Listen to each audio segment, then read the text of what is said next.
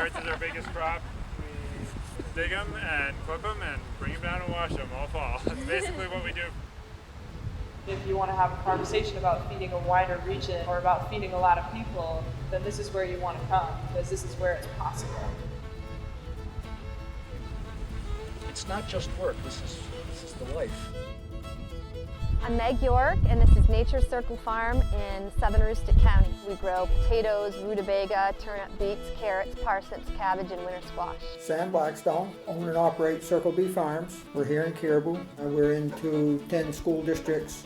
We supply 2 of the colleges, both Fort Kent and Presque Isle, and we also supply NMCC, at least fresh and frozen blueberries to southern Maine. I'm Jim Garrettson, and our farm is in Aroostook County in the town of Bridgewater. It's called Wood Prairie Farm, and we raise organic seed potatoes, grains, organic seed, and organic table stock. Joseph Bouchard, we're here in Fort Kent, Maine. We grow a small amount of potatoes, a fair amount of buckwheat and oats.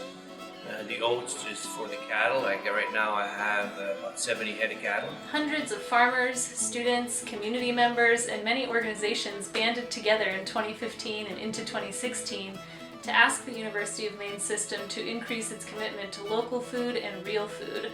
The system responded and included a 20% local commitment in its recent food service bid. This encompasses Maine as well as a large portion of New England. Why should an institution buy local?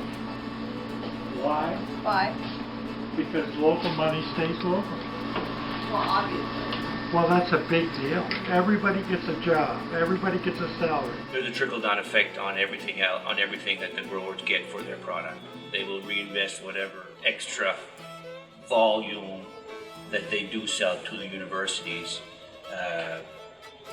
back into the economy. And one of the things that we've discovered is that the cafeteria can be just as important for advancing the educational mission of a school as the physics lab or as the English classroom or as the gymnasium. Especially at a residential college, you're deciding what your eating habits are, what your purchasing habits are, and sort of figuring out who you are. And if your university is feeding you the message that buying local and eating locally produced food is important, that's a message that you're going to take away with you. Supporting Maine local food is a way of keeping Maine money within our community, within the state of Maine, so that we feed ourselves, we keep the money in the state of Maine.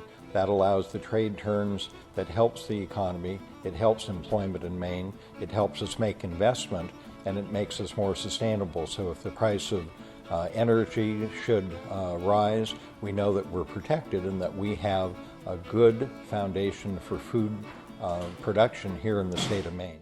Once we have this particular farm up and running, the fish farm, we're going to be anticipating to grow 350 pounds of fresh rainbow trout, as contaminant-free as we can get it. The water's coming in from wells, and so it's all going to be sustainable. You could have one-stop shopping for dinner. Get your fish, your potatoes, and your vegetables. And salad. Yeah. Your salad, yeah. You can the get salad, yeah, and your pickles and your relish. I like it. One-stop shopping. I think every one of us wants to see what role that we can play in making Maine a better place. It's making the strong decision to work for something that is going to benefit Maine forever into the future. Farmer groups, farmer co-ops, I think are a really good and crucial stepping stone. Farmers can add their products together to meet larger orders. It's still an uphill battle to get in with the wholesale buyers, type buyers. And when we tell them where we are, it's an eye-opener for them. A lot of people are familiar with Bangor, but you still have 3.5, 4 hours north. So here's a story about Aroostook. Aroostook is the sleeping giant of Maine's agriculture. Aroostook's huge. I don't know how else to describe where we are. We have potentially 900,000 acres in Aroostook County. Obviously, it's not all available right now, but that, Maine Farmland Trust has confirmed that we do have that much available. So if we want to talk about how do we get Maine food to every person in a way that they can afford, then Aroostook has to be part of that answer. I think that it would increase diverse farms and food production in Aroostook County, and we also have farms that are out of production now that could go back into production. So that it's not just potatoes coming out of the county, it's not just our oats that are getting shipped across to Canada to go be malted. We can have small diversified production here if the markets are there. So we have the land base, we have producers willing to do it, we just need the markets.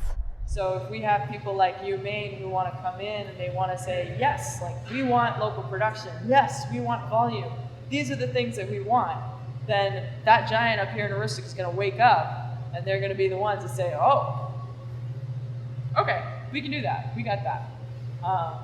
So that's the help that is the piece that we need to make that happen up here.